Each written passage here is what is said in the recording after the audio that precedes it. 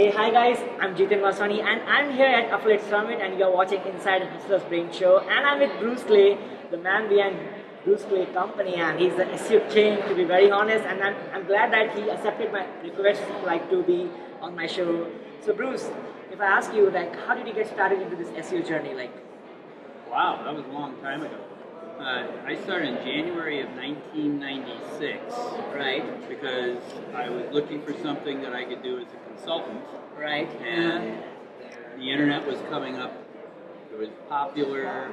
The search engines were reasonably straightforward. Right. I figured I could figure it out. Right. I got into it. Started succeeding. Right. Then people hired me. And then I had to hire people. And then I had to raise my price. Right. That worked. Really? Raised my price, and more people hired me. And then I had to move out of the house, and now I'm on 5 continents. That's pretty nice. So what do you think about latest Google? Google is doing a lot of algorithm updates right now. They are doing a lot of changes in feature snippets and into SEO. So what do you think about latest Google algo updates? Well, they've done a lot of things. Right. They're continuing to change things. Right. So, yeah. Probably while we're speaking, they're changing. Right. The algorithms are really, I believe, a response to their ability to do more and more in artificial intelligence. Right. And I think that the artificial intelligence is focused on what Google thinks is important. Right. That being True. trust. Trust. We're finding a phenomenal focus on trust. And some of the more recent updates, like the ones that just recently happened, I think are focused also on do I trust local businesses? Oh, yes. And I think we're going to see an upheaval in the area of reviews and critiques. I think that's going to be drastically changing over the next 60 days. So just like EAT algorithm, what do you think about EAT? Do you think someone who have an expertise on health, so he or she should only write about health or something else also? Well, I think that what Google is going to look for are topic-centric experts. Right. And to be an authority, expertise, authority, and trust. So to be an authority, right, and to link to you, therefore you're an expert, yes, right? That association is going to be, am I an expert? Am I an expert? Right. Now Google doesn't really attest to they have that figured out yet. Okay. They haven't said we have it right. Right. However, I'm seeing more and more the case that trust is influencing rankings. Right. We have seen, for instance, certainly here, we have seen that Google local home services, if you will, those are based on trust to a great extent, reviews to a great extent, and Google, I think, is debugging that as a process whereby they can open it up for additional local services, build additional trust based upon a guaranteed acceptance of the particular service. I think Google is positioning itself to be a trust-centric answering organization. And quite frankly, when you think about things like voice search, yes. You know, if I'm going to talk to my phone and my phone is going to answer it, if that answer is not able to be trusted, Google loses. So I think that Google has no choice but to fix that. Right. So what do you think about AI? How it's going to impact SEO right now? Well, AI right now, except for the fact that I can see it and almost touch it, feel it, that they're changing how they perceive trust. Right. I don't see AI having a lot of direct, major AI impact. However, what we have seen is a difference in things. We've seen rank brain, for instance. Yes, rank brain. And I think rank brain is more of a, you shoot the arrow, paint the target around it. But rank brain is an attempt to figure out that queries for this particular keyword have this particular intent. Therefore, they're trying to match up the intent of the website to the intent of the query. That's all artificial intelligence. Well, the problem is it becomes a self-fulfilling prophecy, because after a while they start saying all of this query is informational. By definition, they're showing informational sites. So by definition, the only kind of sites people want are informational, because that's all Google is telling you. And I think that after a while, that gets to be problematic. And what do you think about like a lot of like SEO experts? They are saying like if you have a content length of 3,000 words, then you are able to rank more higher. And someone who's having like 500 words, what do you think about these? Like, there's a lot of controversies going on these things. Like, well, it's funny that you should actually ask that.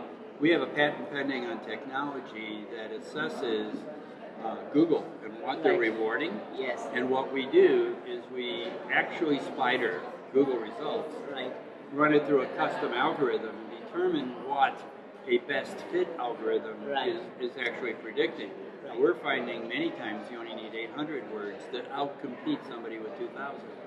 There is no such thing as... But someone who have a very high domain authority, like 90, like to beat all these websites, how we can beat all these like big DAPA websites, like who have a lot of trust in Google?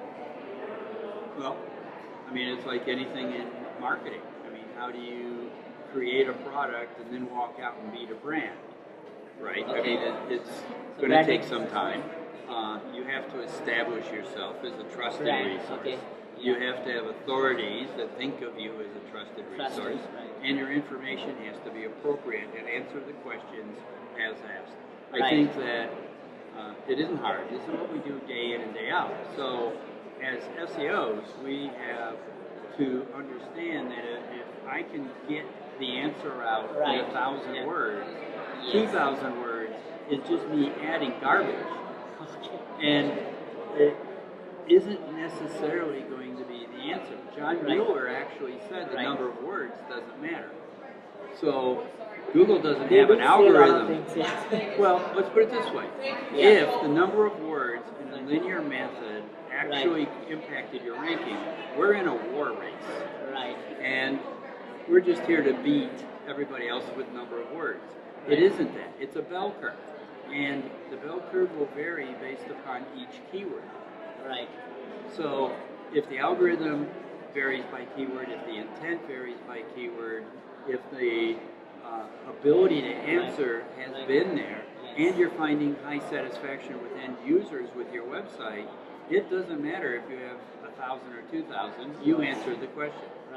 And my experience is that it is far better to be perceived as the expert that answers the question than to hit a quota for how many words I have to write. And what do you do about the backlinks? Like if I buy or if I have the backlinks from high DAP websites, so is it possible to rank more higher for the long-term rankings? There's two topics there. According to Google, which has been stated over and over and over again, there's no such thing as domain authority. It's not part of their algorithm. They don't have a patent for it. But what I think domain authority is a part of the 300 variables in the algorithm. The problem with the algorithm is that the algorithm has weighted averages, and the weighted averages are biased by a great many things, including the intent. It includes where you are geographically. It includes time of day, because the intent at 2 a.m. and 2 p.m. are different. So all of those are dynamically altering the algorithm, and nobody knows it. And our job is not to reverse engineer the algorithm. The object is to answer the question for the appropriate time of day, for the appropriate audience. And so you want backlinks. And the number of backlinks you want is going to be based upon whether you attract authorities. See, authorities aren't bought. The authorities that Google is going to respect are the authorities that believe that you are likewise an authority. And that they're going to link to you because you have earned it. And I believe that with the right 100 backlinks, I can beat somebody with 2,000. I just need to make sure I get the right 100. And how to get your website in feature snippet? Like that's like position 0 right now, and a lot of SEO experts have different kind of opinions. So how to get there, like into 0 position right now? Well, position 0 has there's four formats. I think there might be more coming, but it's paragraphs, it's lists, it's tables, and it's videos. And what we want to be able to do is identify what kind of featured snippet format is being rewarded by Google, and then to do it. Now, the thing that I I personally think is counterproductive is that Google has indicated that now if you have a featured snippet, you're no longer going to appear in the search results. Like a deduplications. Yeah. So it isn't clear to me that the featured snippet is beneficial versus I'm ranking #1 anyhow. I think AHF, they did a case study, like if you are in the featured snippet, you are getting less CTR. Like they did some case study also. Well, I've seen it the other way too, and I agree with you, I've seen it. Right. The thing is, what Google also says is if there are insufficient clicks on a featured snippet and people go over it and click on organic, that the featured snippet, they will stop showing it. Okay. Now, that would I presume that means that your organic ranking comes back. But it's still too new for us right now to tell. Now, if I had my druthers, I'd take the featured snippet position 0. Okay, and one last question. What changes will you be seeing in 2020 as an SEO? Like, what Google is going to make a lot of changes in the algorithm? What kind of changes we can expect right now? They're going to continue to change the format of the search result page. I believe that within a year, half of the top 10 organic rankings will be video. Oh, video. I think video is going to dominate the search results, especially for informational queries. Right. And if you think back, who owns YouTube? And if you had an organic listing that was a YouTube listing and you click on it, what's the first thing you see? You see an ad. Of course. And who owns YouTube?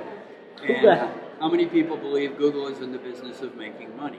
Of course. So, come the end of the day, I believe that Google is financially motivated, and I think from a user satisfaction level, Google has determined that videos are more satisfying as an answer to a lot of informational questions.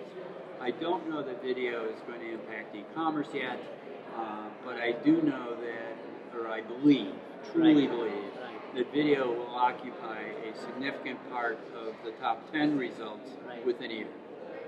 Okay, one last question. So, do you think like Google will have some more search engine competitors like DuckDuckGo? No.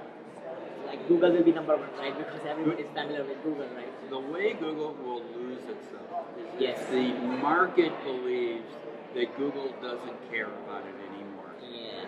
All right, and in my opinion, Google they do not have the ability to answer questions on a million different things. Right. And if they can't answer the questions on a million different things, they need us. They need us, right? But think about something that could happen. Right. Google's working with WordPress. Right. Yeah. What happens if when I hit the publish button on WordPress, it goes straight into the index? There's no spider. Right. There's not. I mean, robots. Yeah. I hit it. It goes straight into the Google index. Imagine the fact that Google just saved about half of their expenses in spider-ranking websites.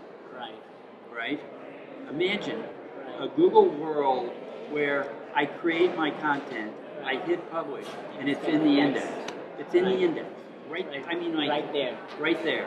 And it is a world, I think, that is going to be able to address the query deserves freshness and a lot of other things. Right. The algorithm still triggers. Right. Don't get me wrong. There's still going to be a lot of factors that are going to determine if you're legitimate, if you're trusted, if expert.